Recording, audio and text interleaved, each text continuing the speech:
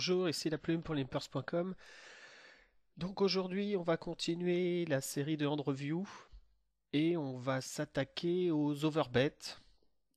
J'ai décidé de choisir ce thème parce qu'en fait, il n'y a pas énormément de, de support sur, comment dire, sur Internet. On trouve pas beaucoup d'informations au niveau des overbets. Et j'ai envie un peu de donner ma vision de ce play. Et donc on va commencer, on va voir à peu près 5 ou 6 mains, et on va commencer par deux pots deep, un où on va avoir les nuts, et on va les value, et un où on va être en bluff. Donc le premier c'est Valet 9 suité, on est au bouton, donc on open, et on se fait 4 bêtes, 3 bêtes pardon, par un joueur régulier du site, euh, plutôt agressif, qui est à 9-10% de 3 bêtes et voire plus à des moments. On est deep, donc là je vais défendre énormément, puisqu'on va pouvoir après avec la position faire pas mal de choses. Donc je défends. Je trouve un flop plutôt énorme. J'ai des tirages de partout. Donc il va continuation bet. Là je pourrais soit raise tout de suite, puisqu'en général, je vais me retrouver, si on part à tapis, avec une bonne équité. Mais comme on est deep, je suis pas sûr qu'on va partir à tapis direct avec, par exemple, si la paire d'as, là où j'aurai la meilleure équité. Je suis pas sûr qu'on parte à tapis et ça se trouve, je vais juste isoler les mains hyper fortes, type 7 de dame ou 7 de 10. Et là, j'ai une moins bonne équité, on est deep. De toute façon, j'ai la position, donc je préfère coller. euh, et à viser turn, je peux pouvoir faire pas mal de play turn intéressants. Bon, je touche ma quinte, et j'ai envie de dire que je touche celle qui est idéale, puisque au niveau de la couleur, ça serait un peu grillé. Au niveau de la quinte, avec un roi, évidemment, qui me mettrait un peu plus sur des mains de type As-Valet. Là, ici, le 8 est vraiment très bon. Et donc, il double barrel. Donc là, j'ai encore le choix, soit de raise tout de suite, soit de just call pour complètement déguiser ma main, puisque dans un pot 3 bêtes aussi deep, souvent quand on va avoir les nuts, on va avoir tendance à vouloir build le pot. Mais j'estime ici que si je raise, je vais montrer énormément de force quand même. Et c'est un joueur assez agressif qui est capable par moment de 3 barrels tout seul, As-As dans certains spots, même deep. Et qui a du mal en fait après river sur un raise.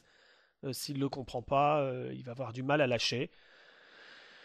Et je pense que là, si je raise ici, je pense quand même lui faire lâcher beaucoup de sa range. Donc je décide en fait de prendre la ligne de déguiser ma main, c'est-à-dire de la just call.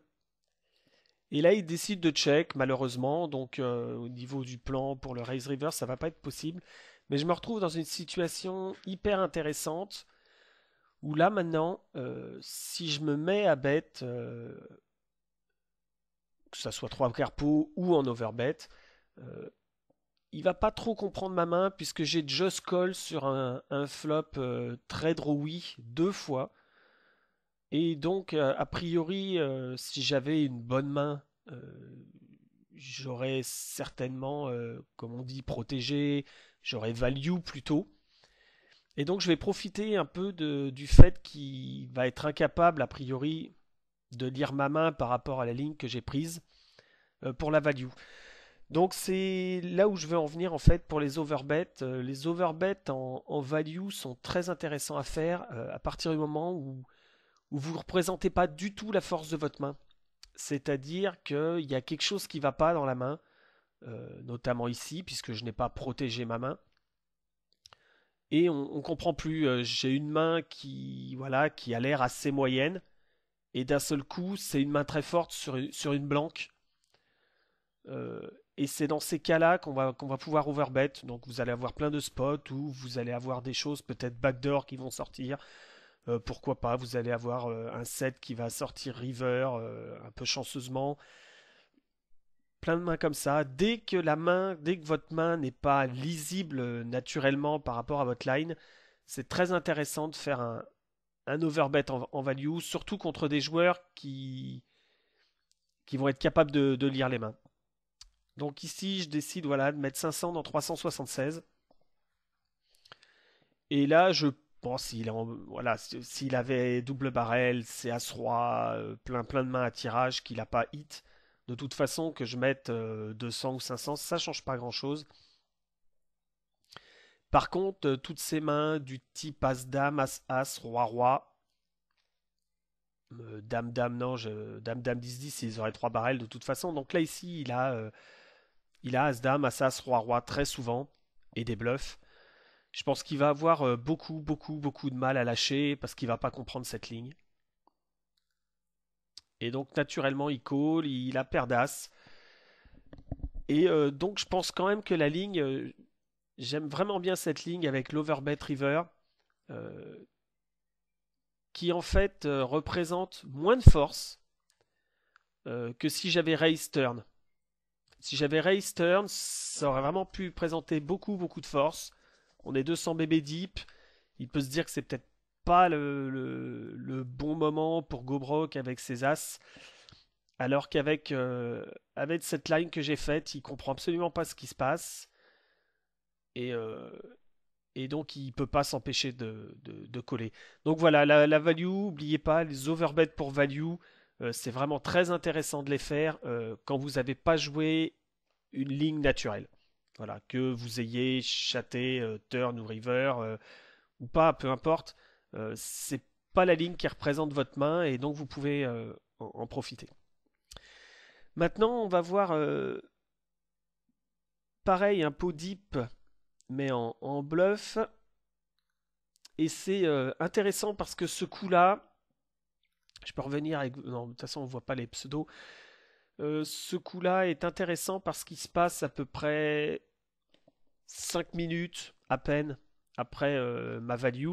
Le joueur que je vais rencontrer était à la table et évidemment, quand il y a des pots avec des gros overbets, des gros pots qui se passent à la table, tous les joueurs réguliers ont été voir dans l'historique ce qui s'est passé, donc je suis quasiment sûr qu'il a vu ma main.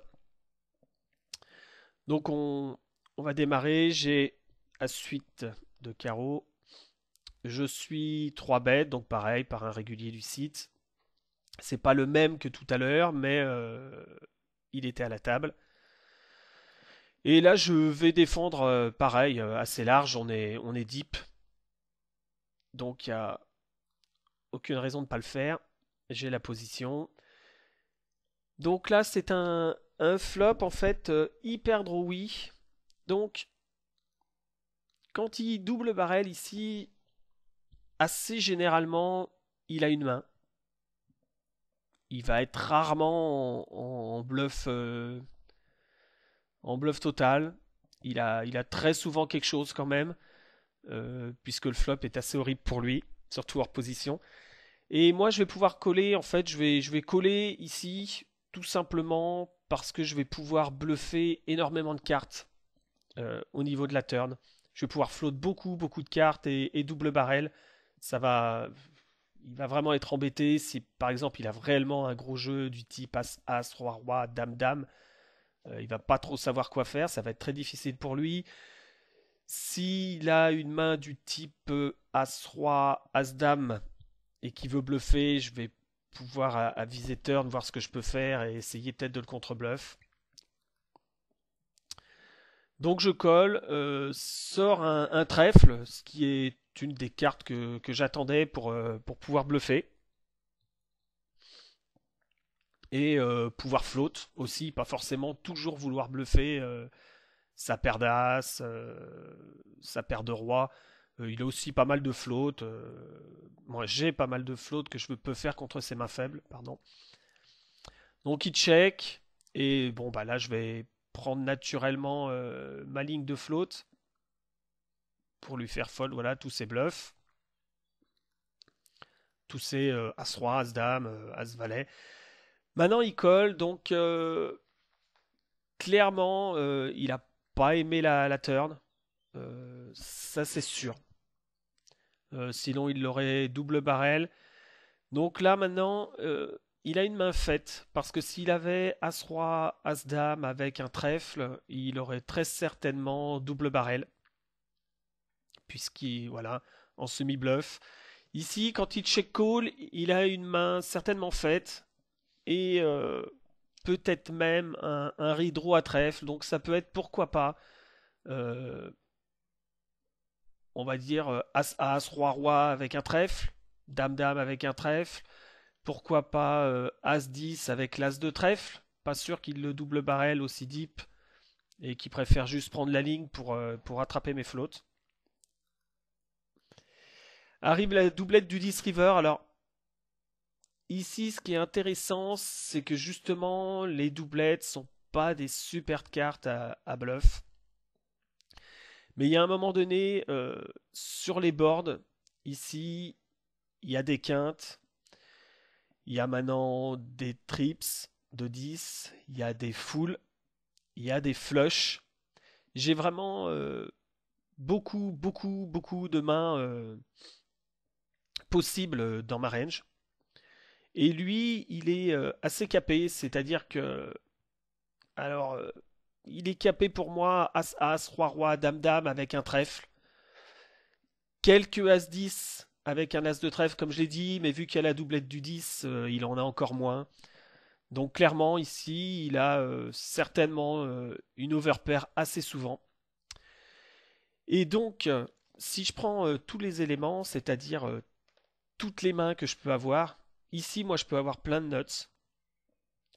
Or, des nuts dans les pots 3 bêtes, c'est-à-dire que si j'ai flush ici, c'est clairement les nuts. Si j'ai un 10 en main, c'est clairement les nuts aussi. Puisque s'il avait eu la flush ou un full, il l'aurait jamais joué comme ça. Donc j'ai plein de nuts. Je vais pas les répéter. Et lui, il les a pas. Lui, il est capé, a certainement une overpair avec un trèfle. Et si on rajoute à ça qu'il y a 3-4 minutes, j'ai fait un overbet du même style, avec les nuts, et qu'il l'a vu, je peux en profiter. Et d'ailleurs, c'est pour ça que vous allez voir que je remets exactement la même somme que tout à l'heure. Le pot au milieu est à peu près semblable. Je remets 500 euh, exprès parce que ça fait beaucoup de, de choses qui sont faites pour que j'ai les nuts, quoi. Ma mise en overbet, s'il l'a vu, il sait que j'avais les nuts. Ma range, tout simplement, qui est bourrée de nuts ici. Et moi, je sais qu'il a une range assez capée et que ça va être très difficile pour lui de call river.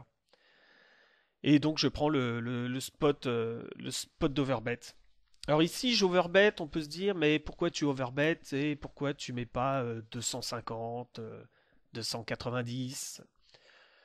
Parce que je pense que justement, il peut clairement faire un hero call sur une somme normale.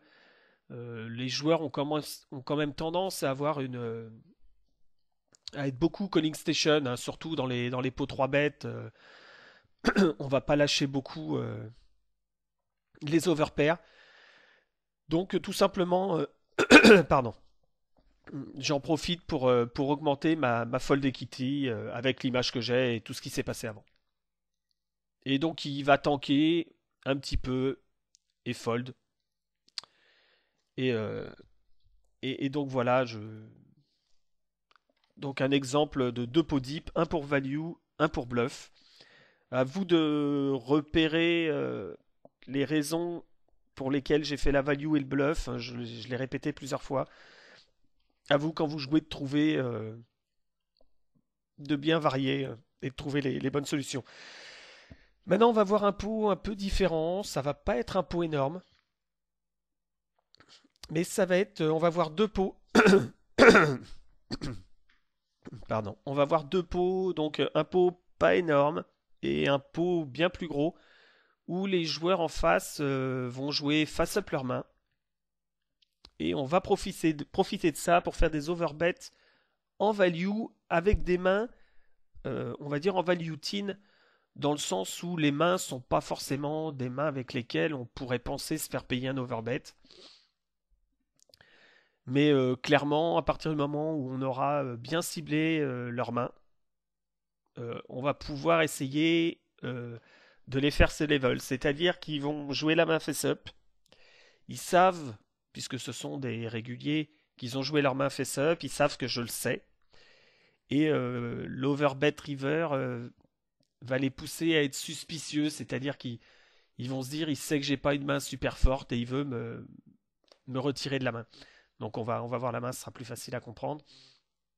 Au kill open ici, clairement je vais 3 bet assez souvent et de temps en temps je vais call. Ça dépend un peu de la dynamique.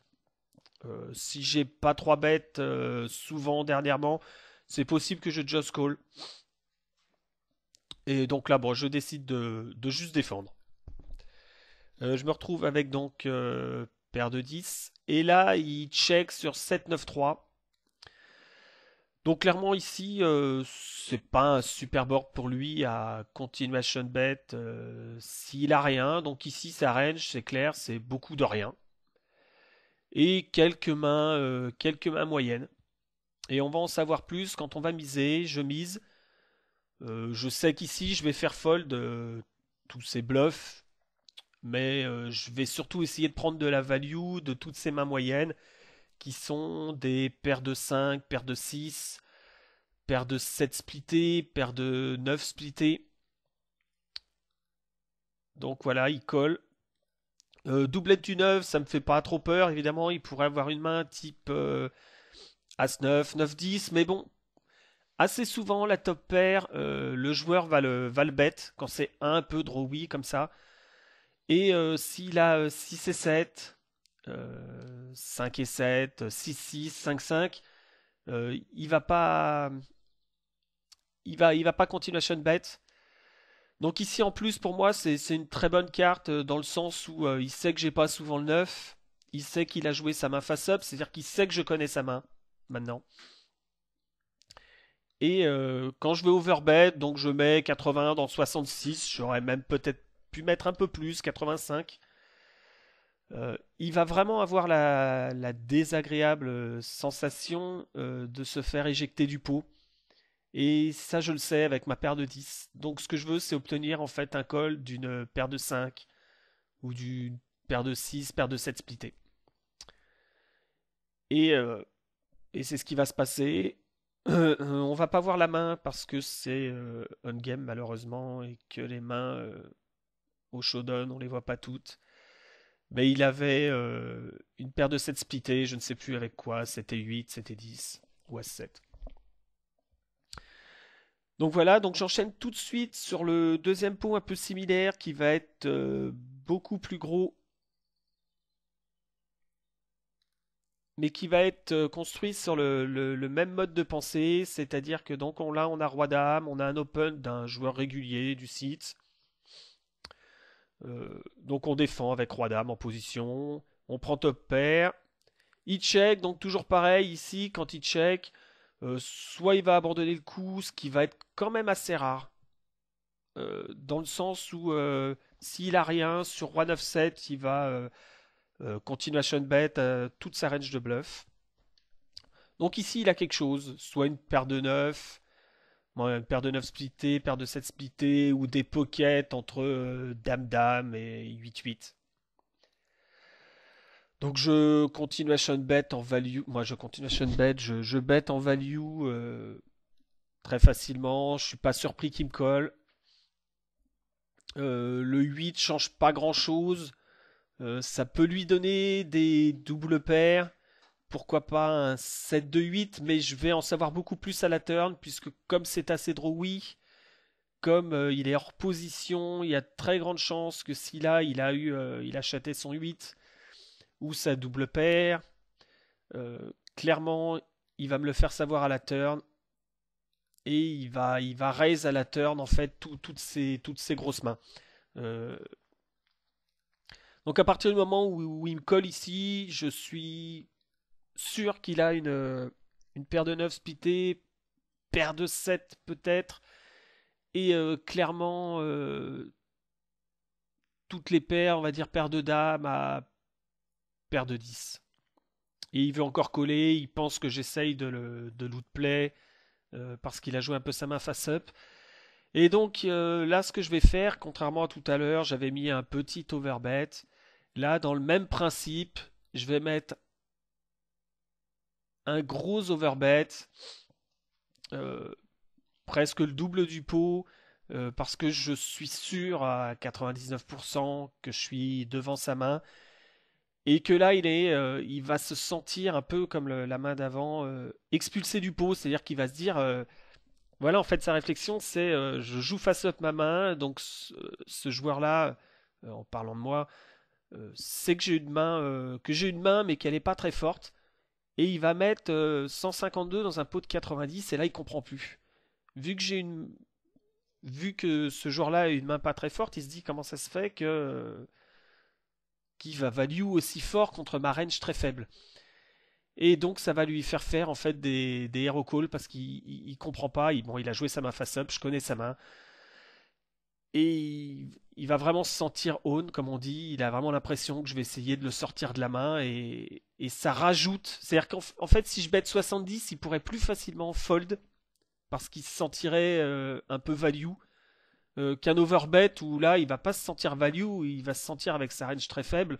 euh, et il sait que sa range est faible, il va se dire ok, il met 152, c'est pour me virer du pot parce que j'ai joué ma main face up. Et donc je suis pas surpris, il colle, on verra pas la main, il a un 9 en fait en main. Je sais plus laquelle, genre 9-10 ou As-9.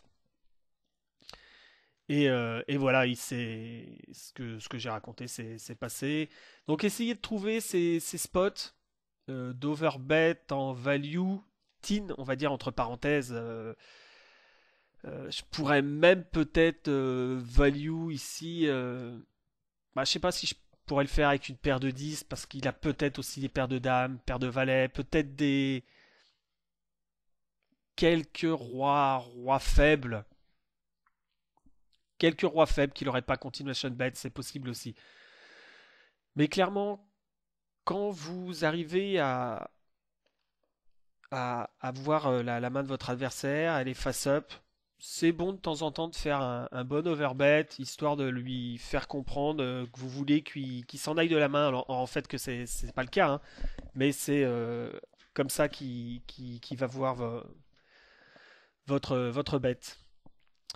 Donc là maintenant, on va passer à un overbet un peu plus particulier, vraiment player dépendante, comme on dit, et pour mettre de la dynamique.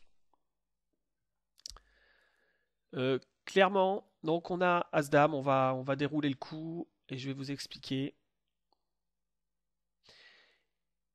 Et donc je suis TG avec As-Dame, c'est défendu par un régulier, pas de la limite, c'est-à-dire un joueur, là on voit en plus, c'est marqué ABC, c'est marrant, un joueur ABC qui vient pas jouer souvent à cette limite, euh, donc qui va être assez weak, euh, assez facile à lire. C'est comme tous les joueurs qui ont tendance un peu à monter de limite. Attention, ils ont tendance à se level, donc faut vraiment bien choisir ses spots.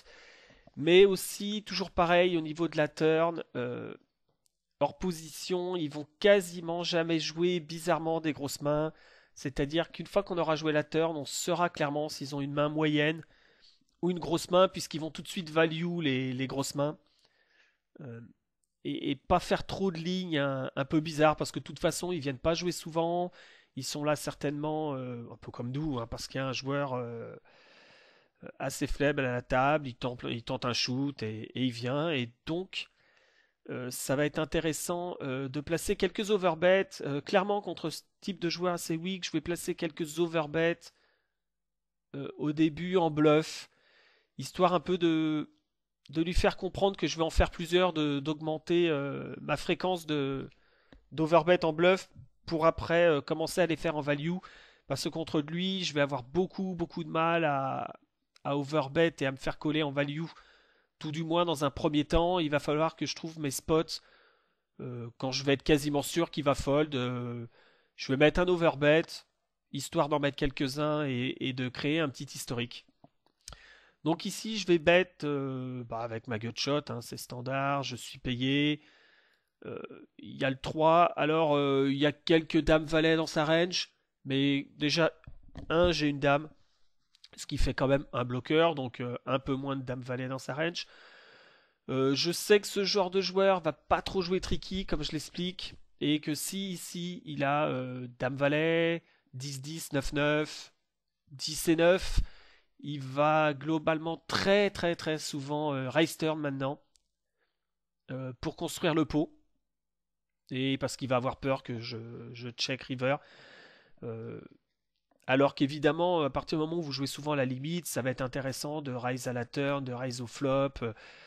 Et pourquoi pas, contre certains styles, aussi assez souvent de just call les nuts et de le laisser s'embourber dans des bluffs ou dans des values un peu trop teen.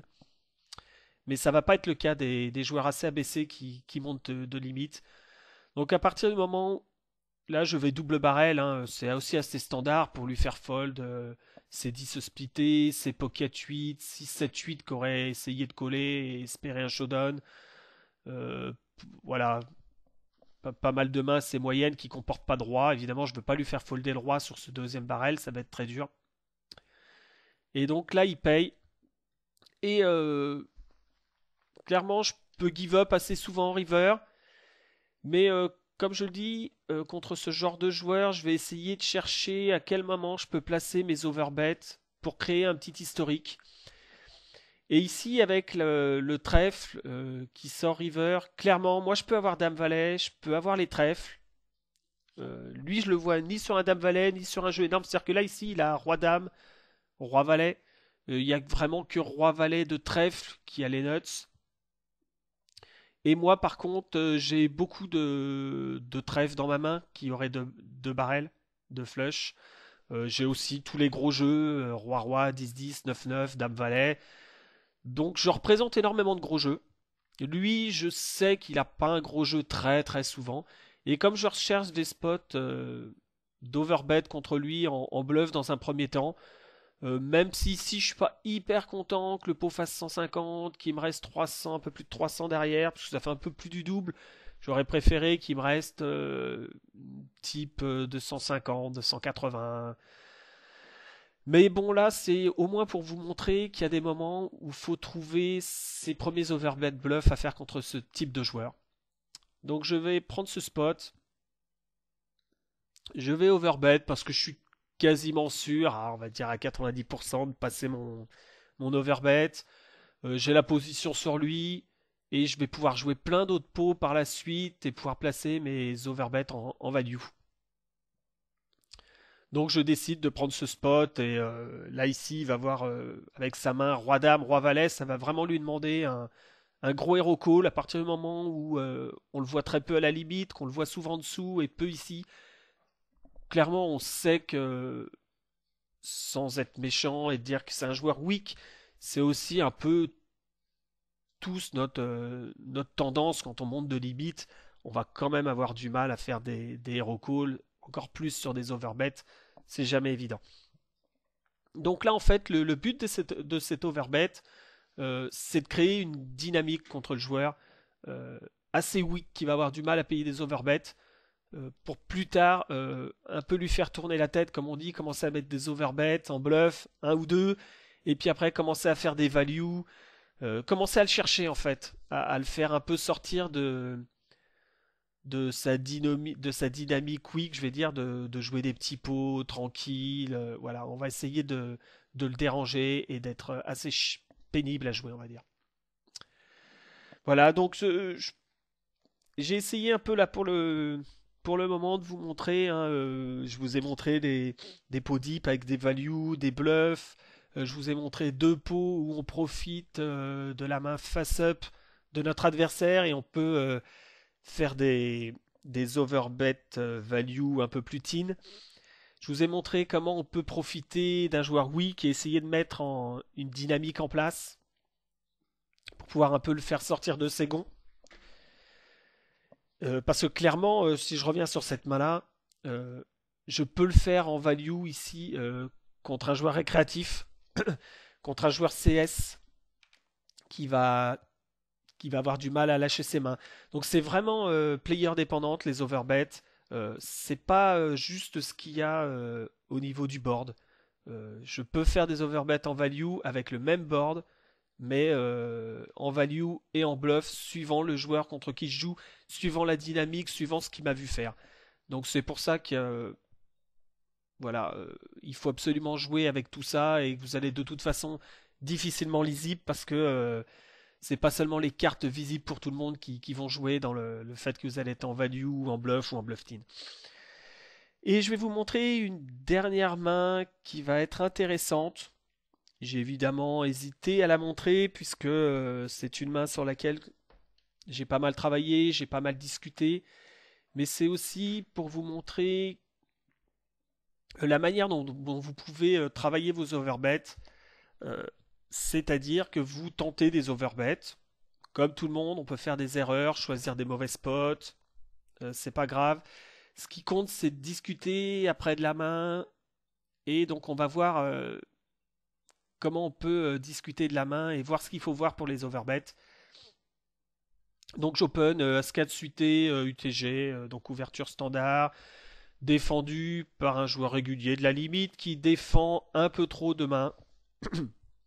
On le voit ici, il a à peu près 7% de différence entre son PFR et son VPIP. Donc globalement, il défend un peu trop de mains, certainement hors position. Donc ici, je fais un continuation bet standard. Il va check. Je vais décider ici, en plus avec ma gutshot, de double barrel.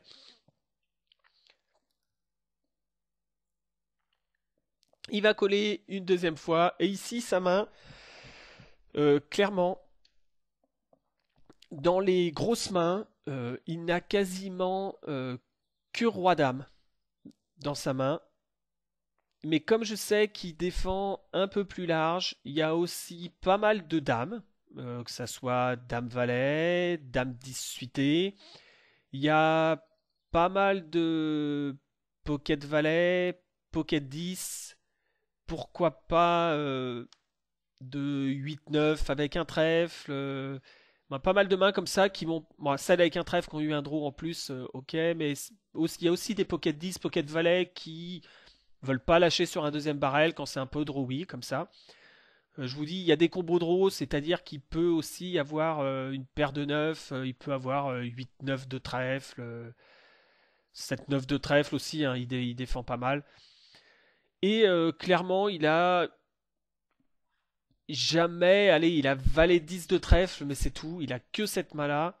Étant donné quand même que j'ai deux trèfles en main, ça fait beaucoup de trèfles dans la main. C'est quand même pas tous les jours que tout le monde a des flushs. Il y en a un, ça arrive. Mais c'est pas tous les jours. Donc clairement, pour moi, le seul nuts qu'il a ici, River, c'est Roi-Dame.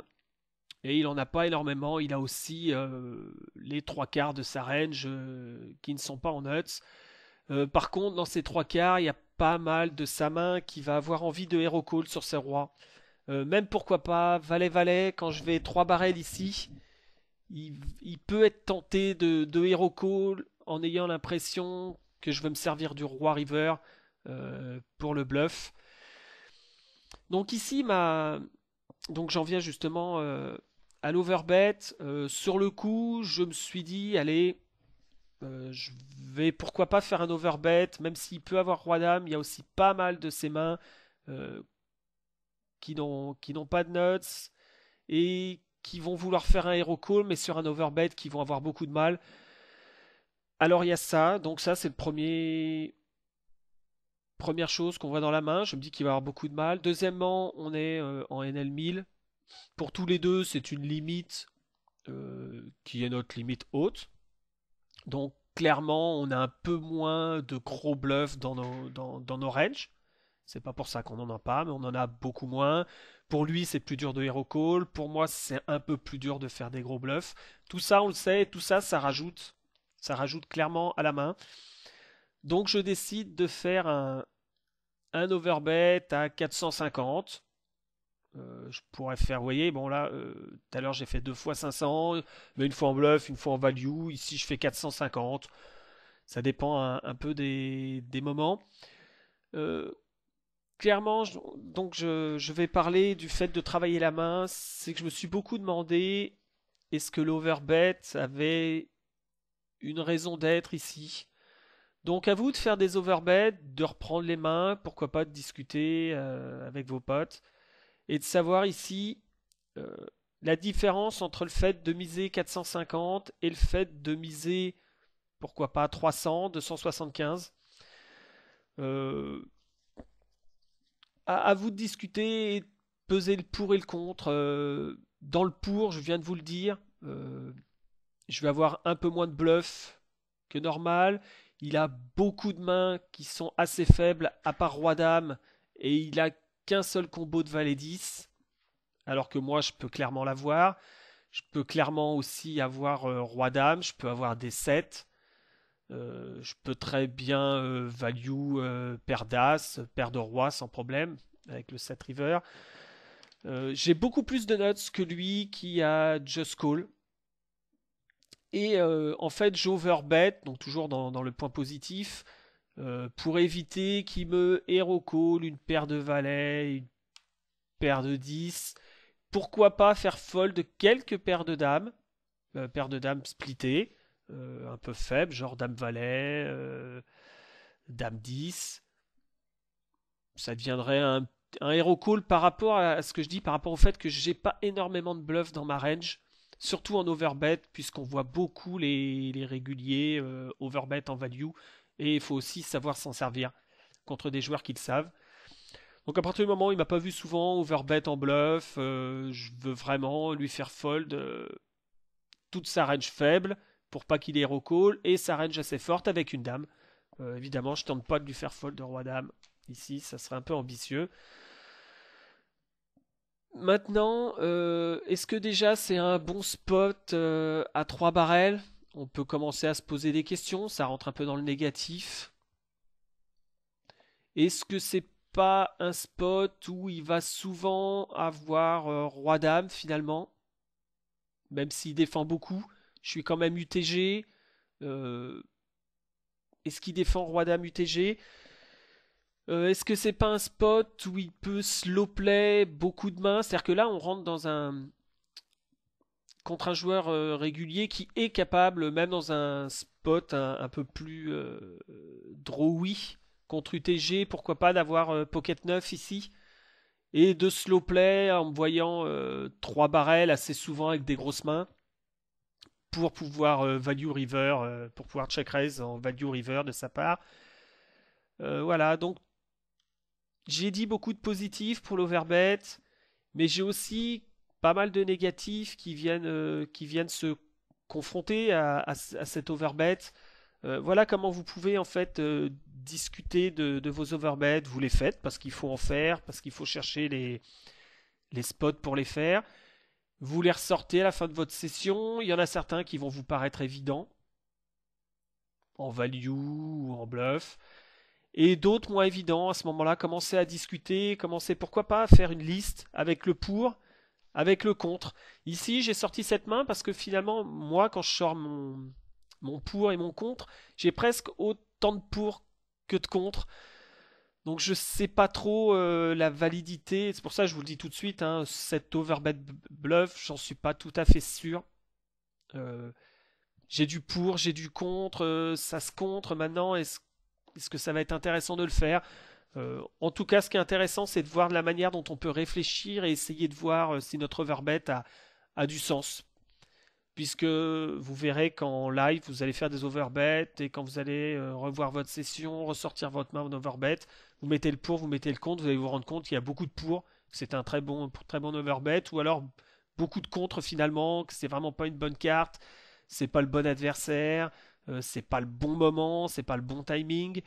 Euh, Clairement, si je viens de perdre un pot juste avant, ça serait pas le bon timing, ça peut vraiment faire tilty, euh, ça serait pas forcément le bon timing.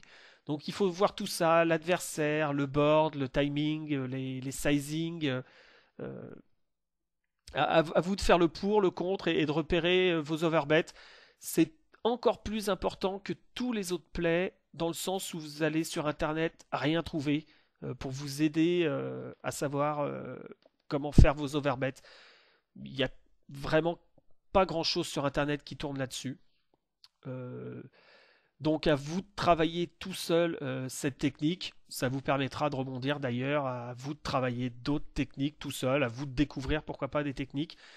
Donc à vous de réfléchir tout simplement à votre manière de jouer euh, et essentiellement sur l'overbet. Je pense que c'est quelque chose qui va se faire assez souvent en river. Il y a une partie d'overbet turn à faire. J'en parle pas pour le moment. Euh, c'est encore des choses sur lesquelles je travaille. Mais l'overbet river est clairement, c'est souvent des gros pots. Donc il y a beaucoup, ça va jouer beaucoup sur votre win rate. Entre se faire payer, je vous ai montré tout à l'heure, des overbet teens, vous allez gagner une cave entière avec une main pas spécialement légitime à gagner une cave entière. Ou vous allez ici, je vais prendre 346 en NL1000, ce qui n'est pas négligeable. Et donc ça va beaucoup influencer votre win rate. Tout ce qui se passe river de toute façon influence énormément votre win rate puisque les pots sont décuplés par rapport à tout ce qui va se passer turn qui va influencer votre win rate mais à une moindre mesure. Voilà, on va s'arrêter ici pour l'overbet. À vous de réfléchir, pourquoi pas de poster ce que vous pensez de cet overbet. On peut continuer à en discuter, il y a pas de souci, ça serait intéressant. Je vais vous souhaiter bonne chance aux tables et puis on se retrouve pour de prochaines vidéos. Allez, au revoir.